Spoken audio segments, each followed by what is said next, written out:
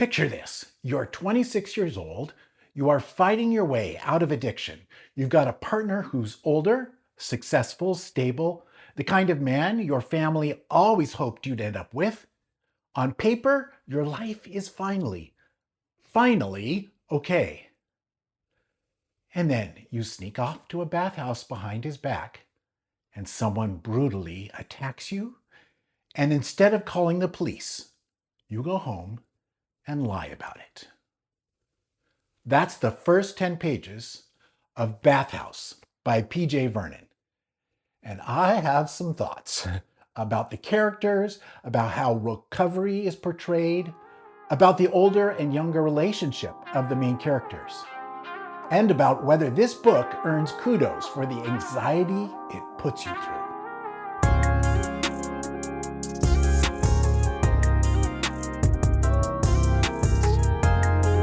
Hi, I'm John, 61, retired, and a single gay dad. You know, this book hits different when you're dating in your 60s, and half the men who approach you are 10 or 20 years younger. Yeah, I'll get into that in another video.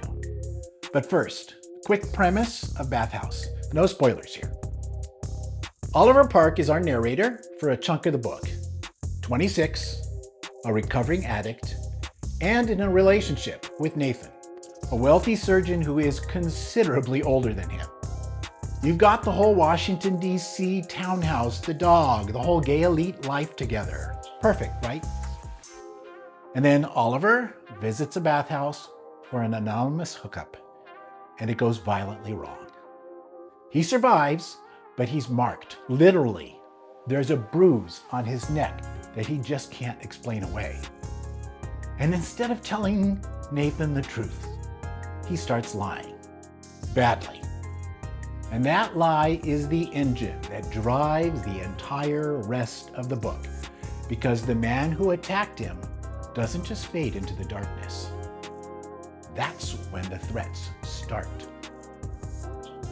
That's all you're getting, premise-wise. Let's talk about how it actually reads.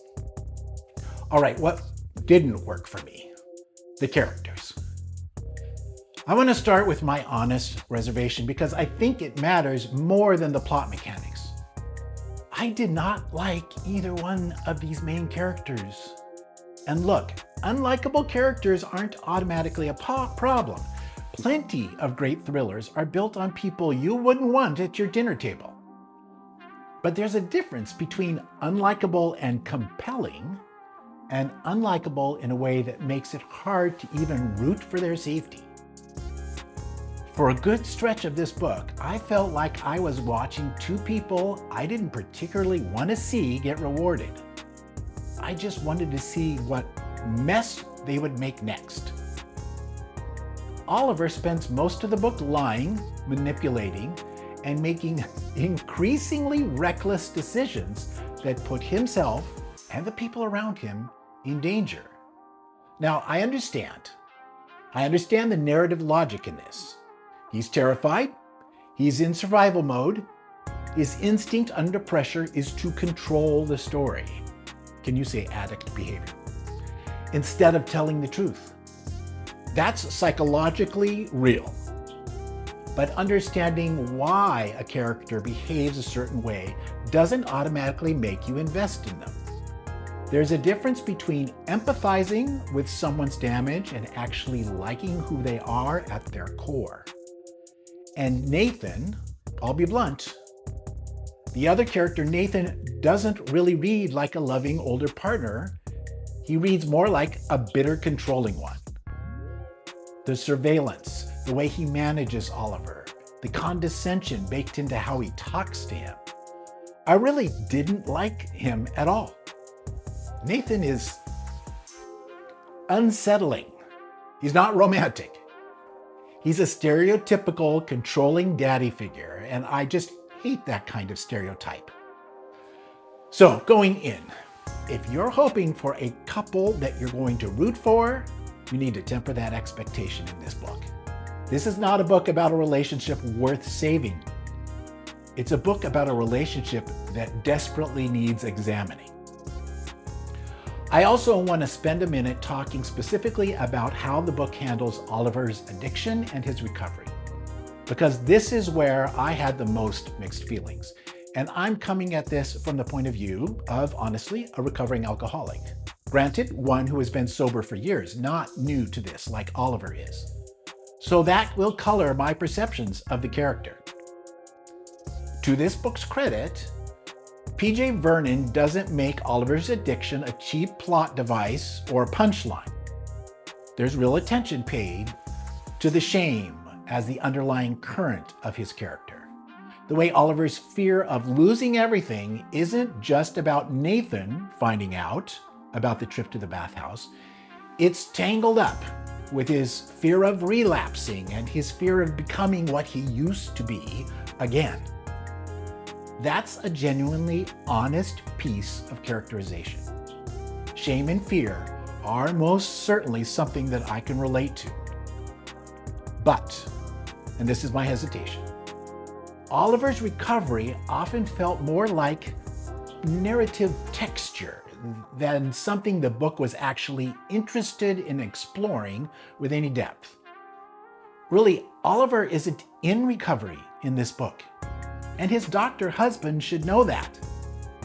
The recovery element explains his instinct to hide and lie, sure. It gives Nathan leverage over him, but I never felt like the book slowed down to sit with what early, fragile recovery actually feels like. It's referenced. It's not really lived in, the way the tension and thrill mechanics are. For a story that's this interested in shame, secrecy, and control, I think there could have been a version of this book that used Oliver's recovery as more than a pressure point. One that let it breathe as its own storyline, not just fuel for the mystery or the thrill. That's my honest critique. Okay, now for the part I actually loved. If you don't want anything beyond structure and pacing, this is a good spot to bookmark and come back after you've read the book. No major spoilers ahead, but I am going to talk about how the tension is built, and I don't want to undersell any of it for you. The tension is relentless. Here's my genuine take, no caveats, praise. This book was psychologically terrifying to me in the specific way great thrillers are terrifying. Not jump scare terrifying, not horror show, but the slow, tightening vice kind. The kind where you keep telling yourself, okay, one more chapter. I know it's 1 a.m., but I can't stop. The pacing is genuinely excellent. Short chapters and alternating perspectives between Oliver and Nathan, and a structure that keeps yanking the floor out from under you right when you think you've got your footing. Every time I settled into an assumption about who was dangerous and who was safe, the book flipped it. That's hard to pull off without it feeling gimmicky. And for the most part, Vernon earns praise for that. What impressed me most is how physical the fear feels. This isn't abstract dread. It's bruises. It's a hand slamming against a car window. It's specific sensation of being watched and not being able to prove to anyone that you're being watched. The book keeps returning to the body. Breath, gripping, the mechanics of being physically overpowered, and that choice makes the fear visceral. You're not just told Oliver is scared, you feel scared. I was scared. And even with my reservations about liking the characters, I'll admit, the lack of likability actually did feed the tension in one specific way. I never fully trusted either Oliver or Nathan, which meant I never fully knew who to be afraid for and when to feel safe. That is uncomfortable. This book clearly wants to keep you off balance, and it succeeds. So, Where does this leave me? I give Bathhouse 3.5 stars. Bathhouse is a book that I would call more successful as a nerve-shredding thriller than as a character study. And honestly, for me, character always reigns supreme. If you're picking up this book wanting to fall in love with a couple and watch them survive something difficult together, this is not that book. And honestly, I don't think he was even trying to make this book. If you're picking it up for pure edge-of-your-seat tension and thrills, told through very flawed, morally messy characters who keep making the exact same bad choices at the exact wrong time, this book delivers fully. My hesitation is really about the depth of the characters, not the craft of the thriller element. I wanted more room for Oliver's recovery to be his own story, and I wanted at least one character I could root for instead of just watching everything deteriorate. But as a study in secrecy and shame and control, and as a pure suspense machine, this book absolutely works. If you've read it, I'd like to know, did you end up as suspicious of Nathan and as angry at Oliver as I was? Drop a note in the comments. I read every one of them. Thanks for being here. If you liked this video, I've got more book and show reviews coming up, no surprise, all from an older gay dad's point of view. So stick around. Please like and subscribe if that's your thing. I appreciate your support of my channel, and I will see you at the next one. Thanks for tuning in.